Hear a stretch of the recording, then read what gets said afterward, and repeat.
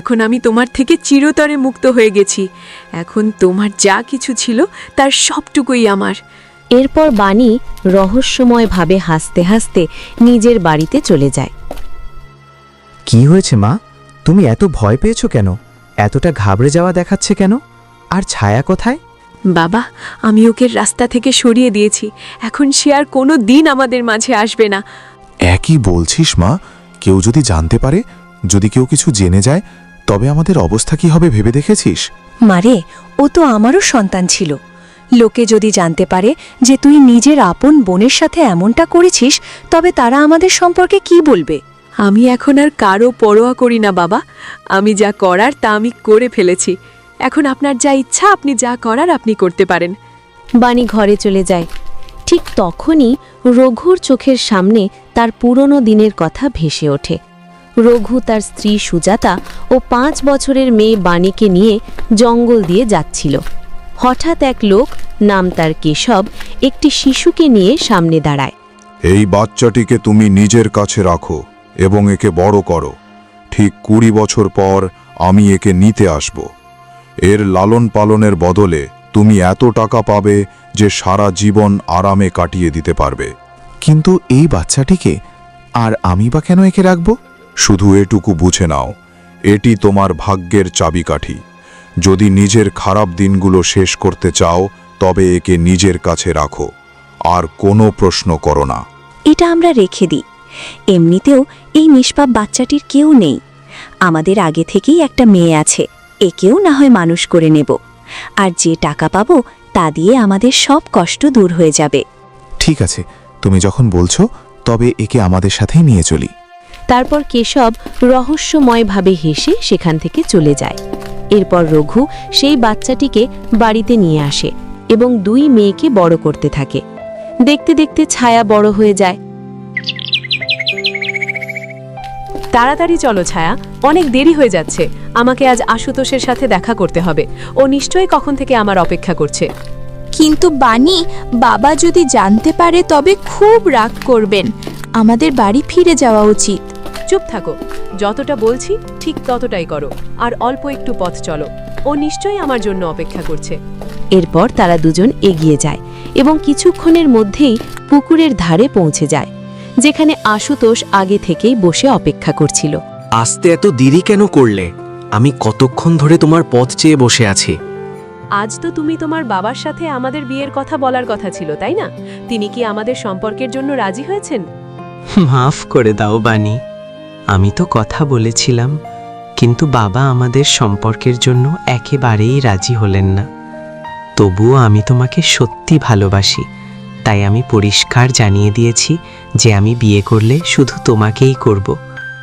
এই কথা শুনেই তিনি আমাকে বাড়ি থেকে বের করে দিয়েছেন। আমি আমার ঘর, জমি সব কিছু ছেড়ে দিয়েছি শুধু তোমার জন্য। এখন চলো আমরা বিয়ে করে ফেলি আর নতুন জীবন শুরু করি। না আশুতোষ, আমি তোমার সাথে থাকার জন্য তৈরি নই। আমি তোমাকে ভালোবেসেছিলাম কারণ আমি ঠাকুর পরিবারের বউ হতে চেয়েছিলাম, কোনো গরিবের সাথে জীবন কাটানোর জন্য নয়। আমি গরিবদের ঘৃণা করি। আমি এখন তোমাকে বিয়ে করতে পারবো না। হ্যাঁ, কি কথা বলছো বাণী? তুমি তো আমাকে কথা দিতে, বড় বড় প্রতিশ্রুতি দিতে। আমাকে কথা দিয়েছ একসাথে বাঁচলে একসাথে বাঁচবে, মরলে একসাথে মরবে, একসাথে বাঁচা মরার কসম নিয়েছ। কিন্তু আজ তুমি সির্ফ টাকার জন্য আমাকে প্রত্যাখ্যান করছো।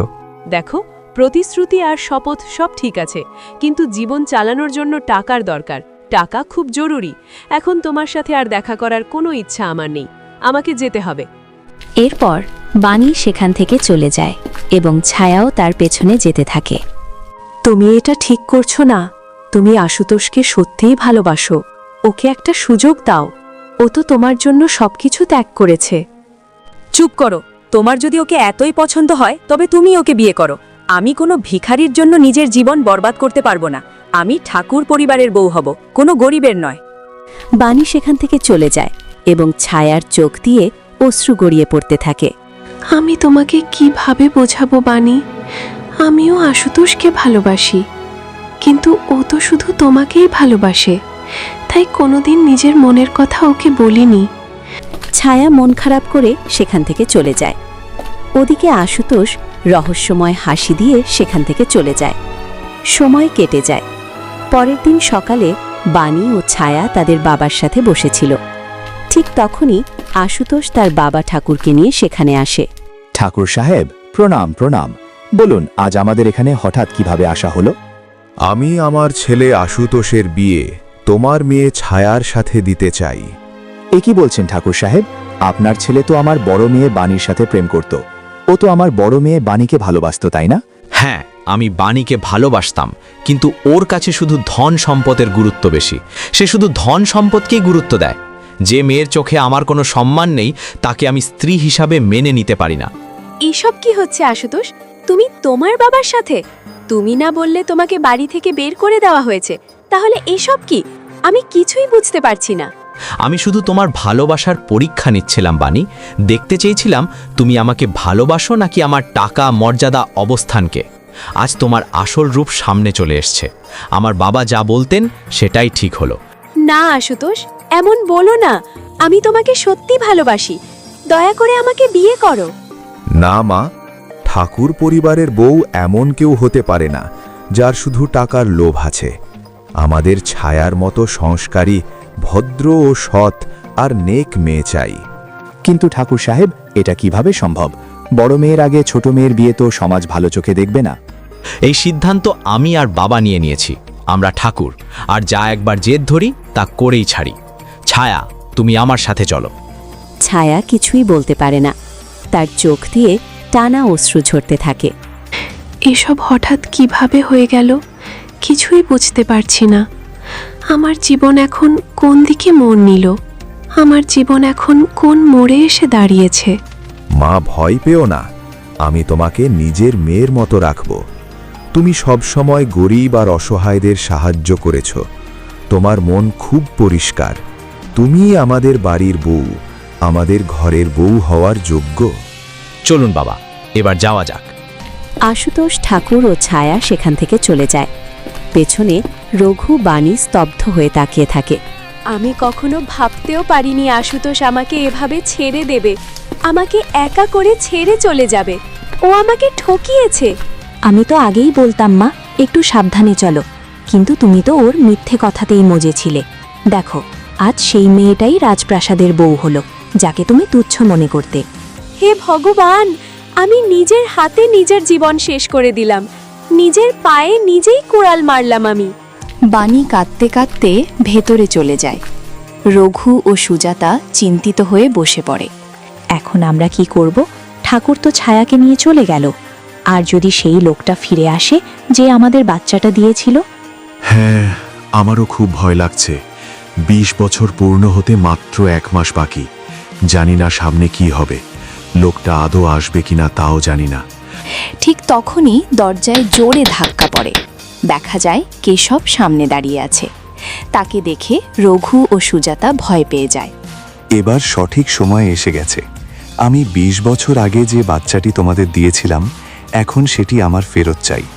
আর যেমন কথা দিয়েছিলাম, কথা মতো তোমরা সেই টাকা, ধন, সম্পদও পেয়ে যাবে। আমি তাকে 20 বছর ধরে লালন পালন করে মানুষ করেছি। আমার পুরো টাকা চাই, 1 পয়সাও কম হলে চলবে না। এসব নিয়ে চিন্তা করো না, তুমি তোমার পুরো টাকাই পাবে। শুধু খেয়াল রেখো বাচ্চা যেন আমি সহি সালামত পাই। ঠিক আছে, আমরা রাজি আছি। কেশব সেখান থেকে চলে যায়। কেশব চলে যাওয়ার পর আচ্ছা, এই মেয়েটা আসলে কে? এর রহস্যটা কি? যাই হোক, সেটা জেনে আমাদের লাভ নেই। আমাদের শুধু টাকা চাই, পুরো টাকা। হ্যাঁ, ওকে লালন পালন করতে আমরাও অনেক পরিশ্রম করেছি, কিন্তু ও তো এখন ঠাকুরের বাড়িতে চলে গেছে। দাঁড়াও, আগে আমি ওই লোকটার পিছু নিয়ে সত্যটা জানার চেষ্টা করি। রঘু চুপি চুপি কেশবের পিছু নেয় এবং কিছুক্ষণ পরে রাজমহলে পৌঁছে যায়। এ তো রাজমহলের ভেতরে ঢুকলো। নিশ্চয়ই বড় কোনো রহস্য আছে। আমাকে সত্যিটা জানতেই হবে। রঘু চুপি চুপি মহলের ভেতরে ঢুকে পড়ে। খবর কি কেশব? আমার মেয়ের কি অবস্থা? আমার মেয়ে একদম ঠিকঠাক আছে তো? হ্যাঁ মহারানী, সব ঠিক আছে। আমি তাদের বলে দিয়েছি যে আগামী মাসে রাজকুমারীকে আপনার কাছে ফিরিয়ে দেওয়া হবে। দীর্ঘ 20 বছর পর আমি আমার মেয়ের দেখা পাবো। ভগবানের লাখ লাখ শুক্রিয়া।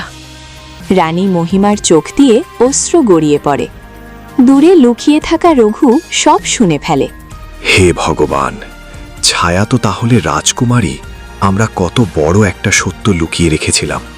রঘু তাড়াতাড়ি বাড়ি ফিরে আসে। কি হয়েছে? তোমাকে খুব ভয় পাওয়া দেখানো মনে হচ্ছে। সুজাতা, আমি যা বলতে চাচ্ছি শুনলে তোমার পায়ের তলার মাটি সরে যাবে। ছায়া কোনো সাধারণ মেয়ে নয়, ও এই রাজপ্রাসাদের রাজকুমারী। আমি নিজে রানীকে বলতে শুনেছি। রাজকুমারী মানে তো অগাধ সম্পত্তি। এটা তো আমাদের জন্য সোনার খনি। এর সঠিক ফায়দা তুলতে হবে।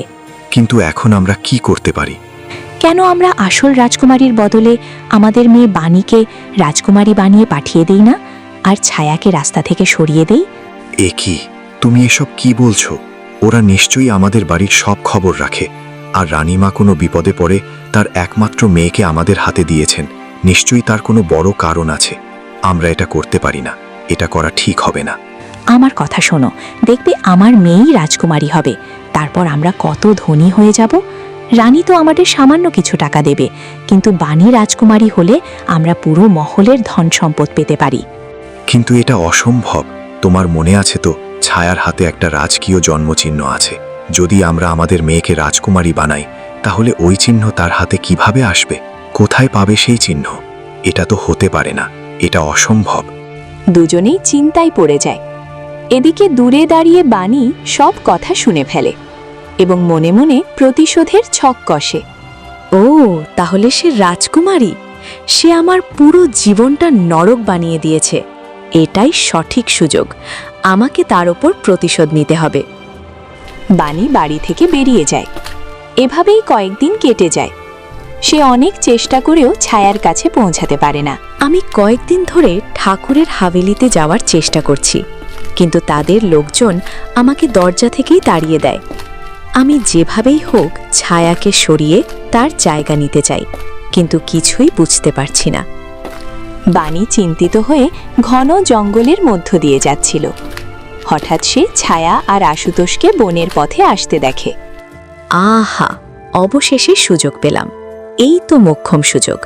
আমি অনেক দিন ধরে এই সুযোগের অপেক্ষায় ছিলাম। আজ তারা নিজেরাই আমার সামনে চলে এসেছে। এখন আমার মিষ্টি কথায় এদের ফাঁসাতে হবে। বাণী ছায়ার কাছে যায় এবং কাদার অভিনয় শুরু করে। ছায়া, তোমার সাথে কতদিন পর দেখা হলো। আমি তোমাকে খুব মিস করছিলাম রে বোন। তুমি এখানে কি করছো? এখান থেকে চলে যাও আর আমার স্ত্রীর থেকে দূরে থাকো। আশুতোষ, আমাকে মাফ করে দাও। আমার খুব বড় ভুল হয়ে গিয়েছিল। টাকার লোভে আমি তোমাকে ফিরিয়ে দিয়েছিলাম, কিন্তু ছায়া তো আমার বোন। আমরা যতই ঝগড়া করি না কেন, একে অপরের পাশে তো থাকবই। আমি আমার বোনের সাথে একটু কথা বলতে চাই। ছায়া, তোর সাথে আমার অনেক কথা আছে রে। না না, তুমি আমার স্ত্রীর সাথে থাকতে পারো না। আমি চাই না তোমার নেতিবাচক খারাপ চিন্তাধারা আমার স্ত্রীর ওপর প্রভাব ফেলুক। চলো ছায়া, আমরা যাই। দেখুন, ও কত সুন্দর করে ভালোভাবে কথা বলছে, তাই আমার মনে হয় ওর সাথে আমার কিছুক্ষণ কথা বলা উচিত। আচ্ছা ঠিক আছে, কথা বলো। নিজের আর আমাদের সন্তানের খেয়াল রেখো, তোমার যেন কিছু না হয়। জি, আমি খেয়াল রাখবো, আপনি চিন্তা করবেন না। এরপর আশুতোষ সেখান থেকে চলে যায়। আচ্ছা, তাহলেও অন্তঃসত্ত্বা। ভালোই হলো, একদানি সব শেষ করে দেব। কি হয়েছে, তুমি ঠিক আছো তো? হ্যাঁ, ঠিক আছি। চল না, আমরা ওই পুকুর পাড়ে বসে কথা বলি, যেখানে ছোটবেলায় আমরা জল ভরতে যেতাম। ঠিক আছে, কেন নয়, চল যাই। চলো, আমরা পুকুরে নেমে গোসলও করি। অনেকদিন হয়ে গেছে একসাথে গোসল করা হয় না। অনেকদিন একসাথে পুকুরে নামিনি, আজ নামবো। তুই তো জানিস আমি আর আশুতোষ এইমাত্র মন্দির থেকে আসছি। আমি 2 মাসের অন্তঃসত্ত্বা। এই অবস্থায় পুকুরে নামা ঠিক হবে না। আমার কেন জানি ভালো লাগছে না রে। ঠিক আছে, তুই পাড়ে বসিস, আমি স্নান করে আসছি। বাণী পানিতে নেমে গোসল করতে থাকে। পানিটা কত ঠান্ডা আর পরিষ্কার লাগছে। কিছুক্ষণ পরে তারা দুজন হাসি খুশি হয়ে পানিতে খেলতে থাকে। হঠাৎ সে ছায়ার হাত ধরে তাকে পুকুরে টেনে নিয়ে যায়। বাণী ছায়ার মাথা ধরে পানির নিচে চেপে ধরে। ছায়া ছটফট করতে করতে শান্ত হয়ে গেলে বাণী একা পুকুর থেকে উঠে আসে। ব্যাস, এবারও চিরতরে আমার রাস্তা থেকে সরে গেল। এবার ওর যা কিছু ছিল সব আমার হবে। এরপর বাণী দ্রুত বাড়ি ফিরে আসে। কি হয়েছে মা, তোকে এতটা ঘাবড়ে যাওয়া দেখাচ্ছে কেন? তুমি খুব ভয় পেয়েছো মনে হচ্ছে। আমি ছায়াকে রাস্তা থেকে সরিয়ে দিয়েছি, এবার আমি ওর জায়গা নেব। এ কি করলি মা? ও তো রাজকুমারী ছিল। যদি কেউ জানতে পারে আমাদের জ্যান্ত পুঁতে ফেলবে। তারা জানতে পারলে আমাদের বাঁচতে দেবে না। আমার মেয়ে একদম ঠিক কাজ করেছে। এবার ওই রাজ্যের রাজকুমারী হবে আমার মেয়ে। কাল সকালেই আমরা বাণীকে রাজমহলে নিয়ে যাব। কিন্তু যদি সত্য সামনে চলে আসে? কিভাবে আসবে? ওই লোকটা আমাদের একটা ছোট নিষ্পাপ শিশু বাচ্চা দিয়ে গিয়েছিল। এত বছরে সে কোনো খোঁজ নেয়নি, তাকে দেখতে আসেনি। সব ঠিক হয়ে যাবে। এইভাবেই রাত কেটে যায়। তিনজনই চিন্তায় ঘুমিয়ে পড়ে। পরের দিন সকালে আশুতোষ পাগলের মতো ছুটে বাড়িতে আসে। বাণী, বাইরে এসো। কি হয়েছে? তুমি এত চিন্তিত দেখাচ্ছ কেন? আমার স্ত্রী কোথায়? ও কেন এখনো বাড়ি ফেরেনি? তোমার সাথে দেখা হওয়ার পর ও আর ফিরে আসেনি। আমি জানি না। কিছুক্ষণ কথা বলার পর আমি নিজেই চলে এসেছিলাম। মিথ্যে বলো না। নিশ্চয়ই তুমি আমার স্ত্রীর কোনো ক্ষতি করেছ। তুমি আমার স্ত্রীর সাথে কিছু করেছ। আশুতোষ, আমি মানছি আমি তোমাকে ভালোবেসেছিলাম, আর পরে তোমাকে প্রত্যাখ্যান করে তোমাকে ফিরিয়ে দিয়েছিলাম। কিন্তু তার মানে এই নয় যে আমি নিজের বোনের সাথে খারাপ কিছু করব। বাণী জোরে জোরে কাঁদার অভিনয় করে। আশুতোষ সেখান থেকে চলে যায়। এ সময় পিছন থেকে সুজাতা ও রঘু এসে যায়। মেয়ে, আমরা বেঁচে গেছি। তোমার নাটকটা খুব ভালো হলো। ধরা পড়লে বিপদ ছিল। ভালোই নাটক করেছি। মা, তোমরা কি ভাবো আমি এত সহজ খেলোয়াড়? চলো, আমাদের রাজমহলে যেতে হবে। তিনজন রাজমহলের উদ্দেশ্যে রওনা দেয় এবং সেখানে পৌঁছে যায়। কেশব, বলো, এটাই কি সেই মেয়ে যাকে আমি তোমাকে সঁপেছিলাম? হ্যাঁ মহারানী, এটাই সেই মেয়ে। আমি খুব সততার সাথে একে বড় করেছি। কেশব, ওর হাতের সেই রাজকীয় চিহ্নটা দেখো। ওটা দেখলেই বোঝা যাবে ও আমার মেয়ে কিনা। হ্যাঁ মহারানী, একদম হুবহু সেই চিহ্ন। মানে ইনিই আমাদের রাজকুমারী। যাক, দোকান থেকে যে নকল চিহ্নটা বানিয়ে এনেছি সেটা কাজে লেগে গেল।